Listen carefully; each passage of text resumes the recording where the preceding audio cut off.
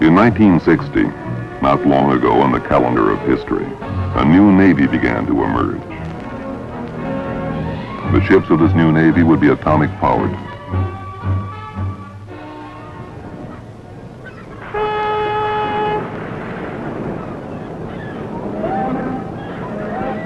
Now this new Navy has come to life, the most flexible instrument of sea power ever known. The USS Enterprise, CVN-65. She's really something to see.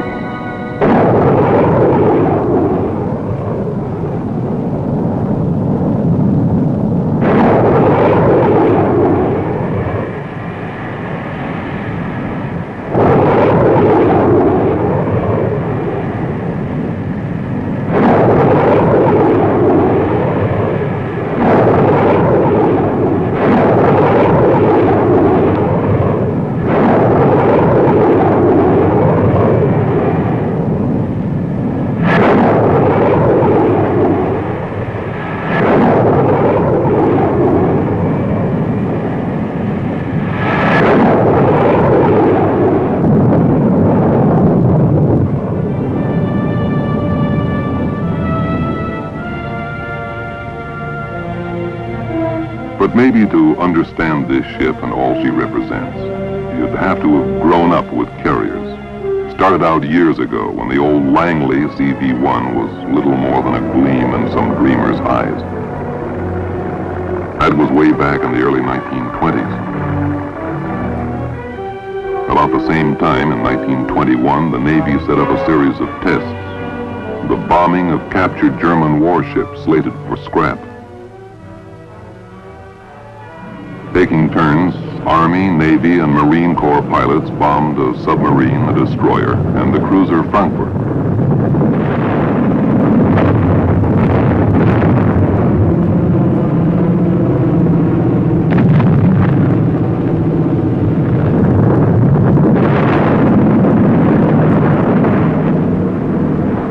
Anchored and defenseless, they were easily hit, and all three sank.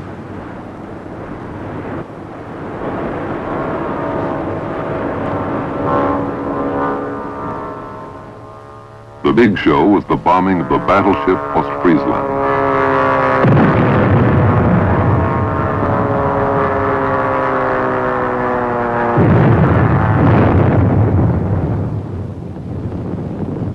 After a second low-altitude attack with 7 2,000-pound bombs, Ostfriesland went down. And Army General Billy Mitchell, who led this attack, almost convinced America that surface ships were obsolete. We didn't agree. It wasn't a question of whether planes could sink an anchored and undefended vessel. They've done that. But what struck us was the promise and the idea of using planes to defend these ships and extend sea power. Rear Admiral William Moffett believed wholeheartedly in the idea. Moffett took the Navy's case to President Coolidge. He named a number of prominent civilians, the Morrow Board, headed by Dwight Morrow, to determine basic aviation policy for all our military services. So, in this somewhat skeptical atmosphere, the USS Langley CV-1 emerged. She was an experiment at first, a flight deck built on an obsolete collier's hull, an airport sent out to sea. Lieutenant Commander Chevalier made the first landing on the Langley deck in 1922.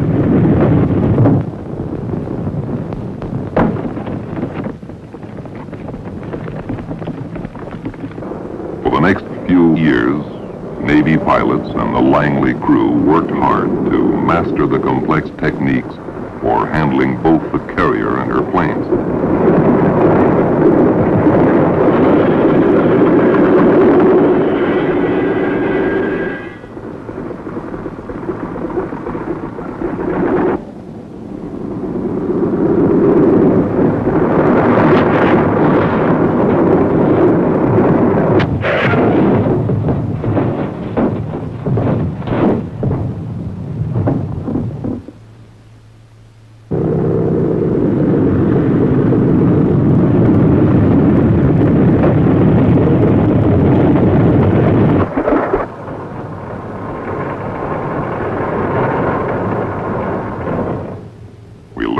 hard way, but we learned to land on her deck. We also worked hard at learning to take off, and at air navigation, gunfire spotting, and aerial gunnery. The early 1920s also saw the development of catapults, arresting gear, a faster elevator to clear the flight deck, safe fuel handling techniques, a landing light system, and all the other hardware needed to launch and land, to refuel and maintain aircraft at sea. All our early work was complicated by the progress made in aircraft design from 1925 to 1930. Engines were increasingly bigger and more powerful. Planes got heavier and yet flew higher, farther, faster almost every day.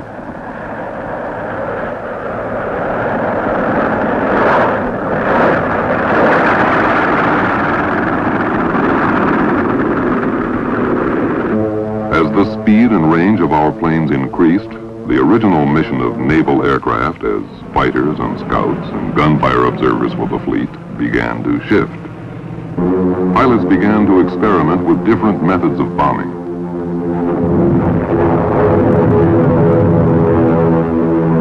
We dropped everything, even delicate submarine torpedoes, in a continuing search for new methods of attack and defense.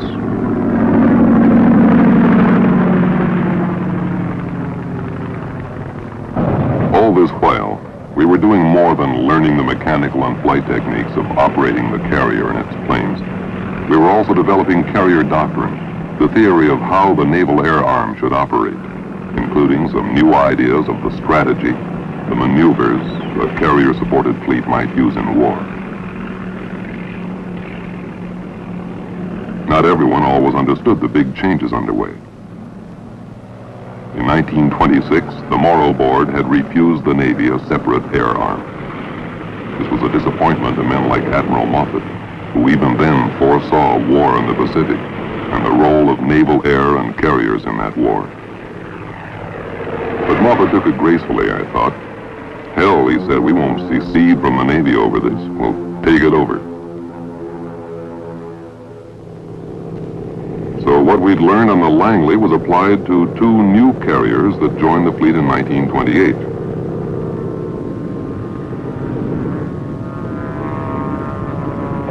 The USS Lexington, CV-2, was the first of these.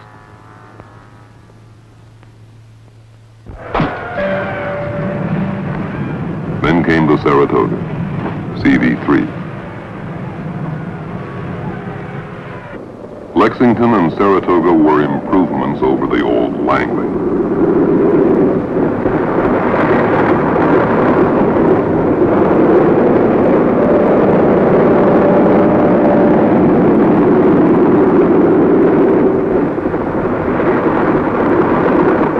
But as carriers, both were compromises. The best we could do with converted cruiser hulls whose flight decks had to take increasingly faster and heavier planes. But both the Lexington and Saratoga served us well. It was on their flight decks, in their shops and hangars, in their wardrooms too, that we worked out the operational techniques that made our naval air arm the best in the world. With Lexington and Saratoga, we also proved the basis of our whole carrier doctrine much earlier than you might think. Admiral Joseph Mason Reeves was one of the first to advocate independent carrier strikes, apart from carrier operations supporting the battleship line. Reeves was one of the first to prove the effectiveness of a carrier-centered task force. Fleet Problem 10 was held early in 1929 to test naval and shore defenses of the Panama Canal against a conventional battleship attack. Reeves left his safe position behind the line of battleships approaching the western canal locks from the north. He brought Saratoga through a wide sweep south of the canal zone. Then he turned back north to approach his target along an unexpected course. We took off from the Saratoga at 2 in the morning while still 200 miles at sea. Nobody'd ever done that before.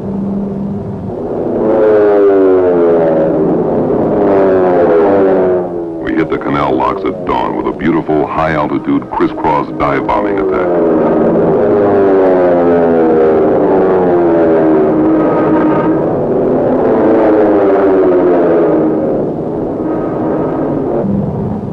Nobody's ever done that before either.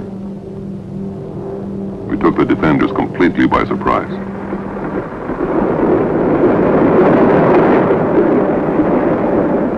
Joe Reeves was delighted, so were we. We knew this was really the first unveiling of carrier aviation. Others knew it too. A year later, Lieutenant Commander Forrest Sherman, later Chief of Naval Operations, advocated a fleet formation that anticipated the carrier-centered task force. Meanwhile, planes kept getting faster, heavier, farther ranging. And there were plenty to choose from.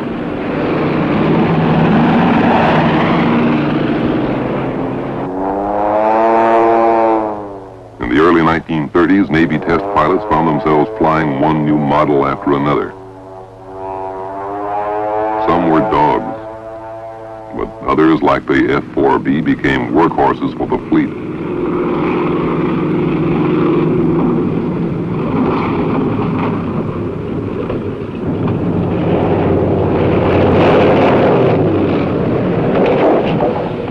This rapid development of aircraft had a profound influence on carriers.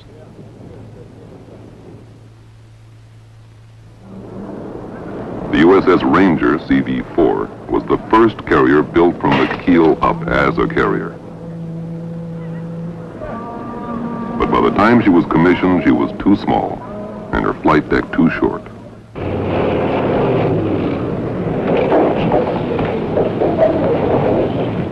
Her arresting gear was unable to handle the faster and heavier planes still coming along.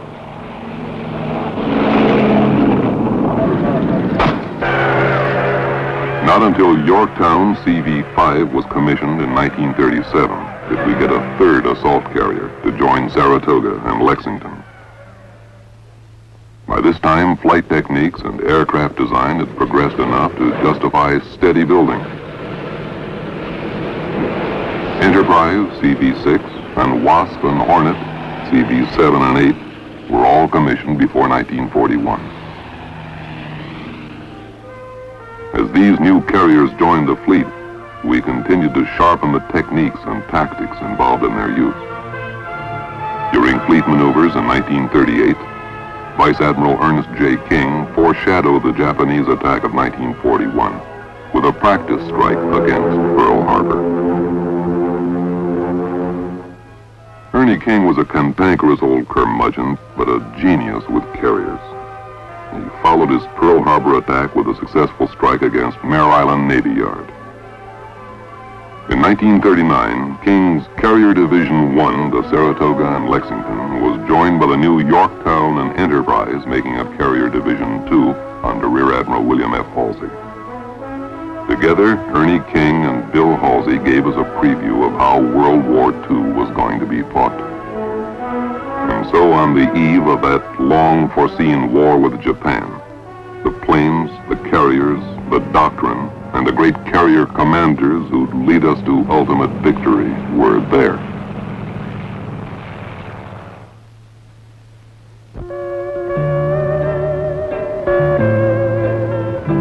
Fortunately, none of our carriers was at Pearl Harbor on December 7, 1941.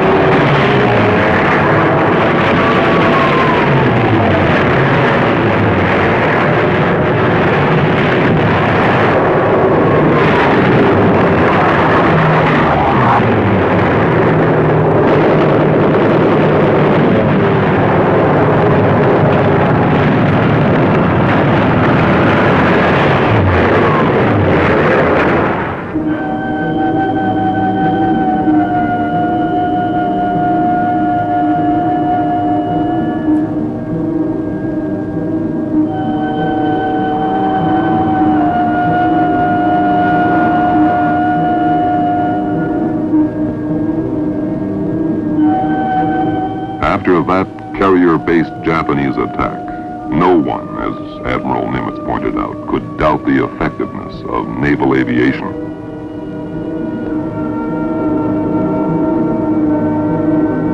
When Enterprise and Yorktown came back to Pearl from raids in the Pacific early in 1942, the carrier's significance was fully understood. We on the Yorktown followed Halsey in. There was the pick and flower of our Navy in shambles. And yet as we passed this wreckage, cheer after cheer went up from the men who had taken the Japanese attack. Because they knew it would be men like themselves, led by men like Halsey, and the carriers and their planes, who were going to win this war. The great carrier-led assault began almost at once.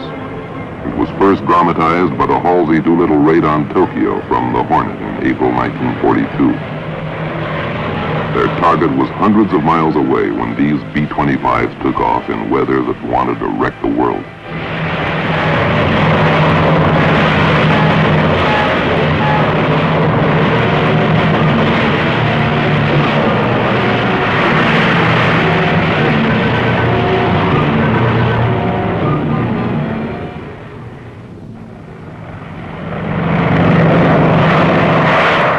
The carriers and their planes really got underway.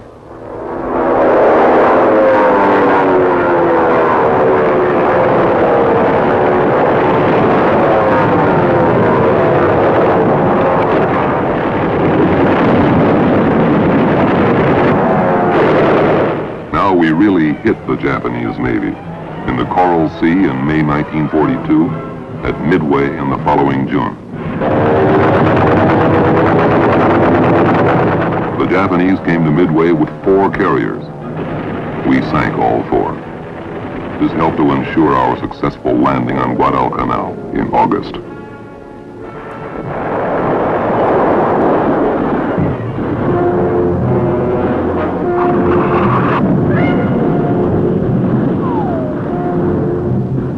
It was never easy. When the war began, the Japanese Zero fighter was the best naval airplane in the world. With 3 times the rate of climb we had, Japanese pilots could outrun us or catch us when we tried to run. They could turn inside of anything that flew. We had to get back on equal terms with the enemy. And we did. We developed tactics like the thatch weave, relying on teamwork between our pilots to trap and evade the enemy and to shoot him down.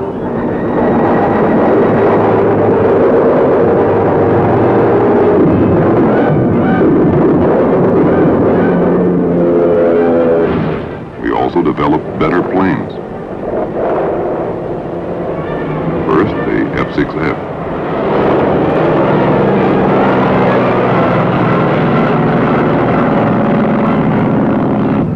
Later, there was the F-4U.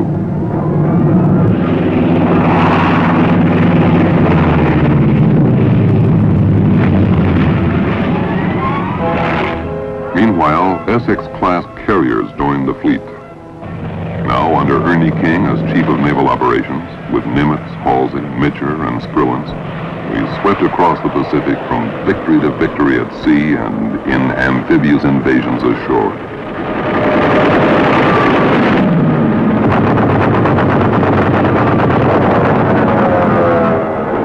Islands to the Marianas, the carriers moved on. By then, we were really a team. We knew how to bore in on the enemy and stay on his heels.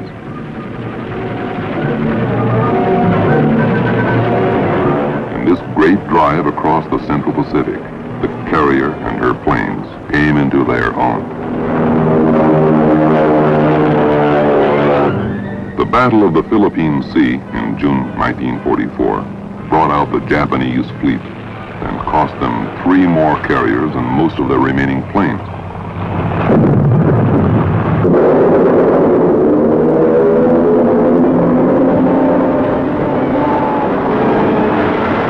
As Admiral Nimitz pointed out, a truly secret weapon of the war was our ability to replenish at sea. What we had learned even in World War I, refueling destroyers at sea, and all we had learned during fleet maneuvers between the wars stood us in good stead. By the time we came to the Battle of Leyte Gulf in October 1944, the Japanese were desperate. Now they resorted to desperate measures. Suicide attacks by kamikaze pilots who turned their planes into human-guided missiles, hoping to sink our carriers.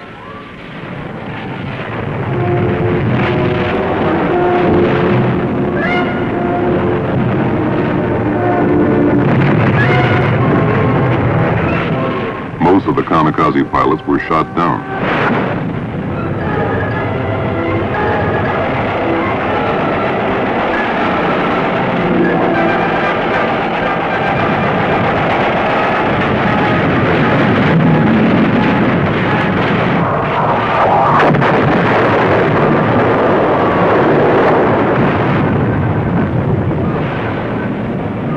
But we took some hits.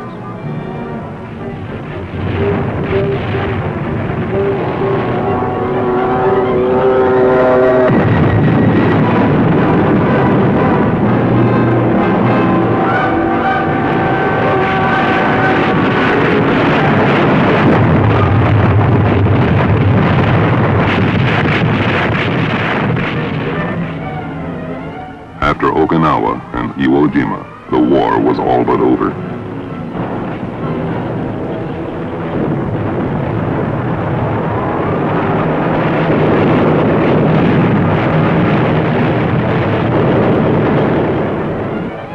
You can say this of carrier performance in World War II. Carrier strike forces, Japanese or American, always defeated land-based forces. The issue was in doubt only when there were carriers on both sides of the battle.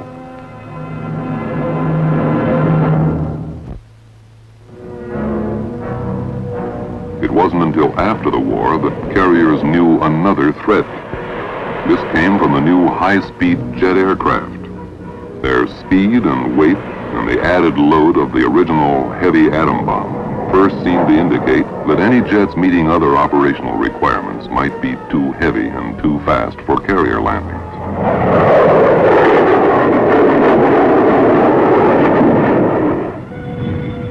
But the first jet carrier landing was made by an FH-1 Phantom in July 1946.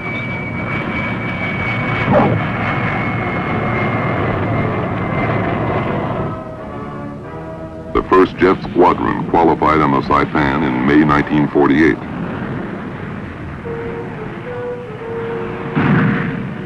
We were still in business. But as jet performance and weights increased, we were headed for trouble, back where we'd been with Ranger in 1934, with planes too fast and heavy for the flight decks from which they had to operate. This became increasingly apparent during the Korean War. We began to hear an echo of Billy Mitchell's old argument. Carriers, all surface ships, were obsolete in this age of atomic weapons and jet airplanes.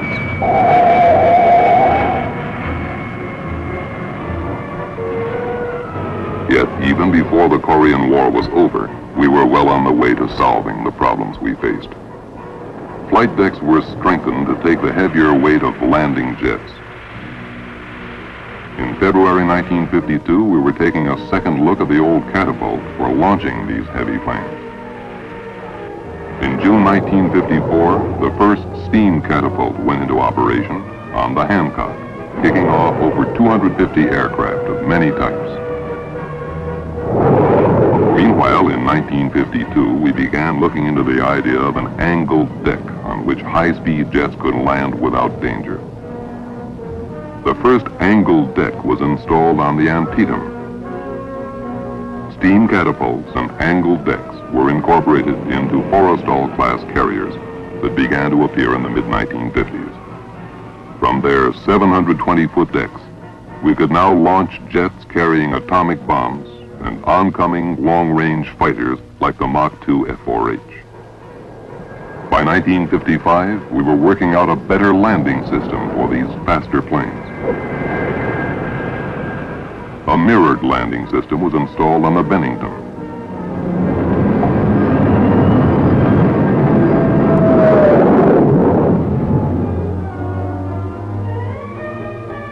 Midway in 1963, fully automatic landings were made hands-off, with both flight controls and throttles operated by signals transmitted from the carrier.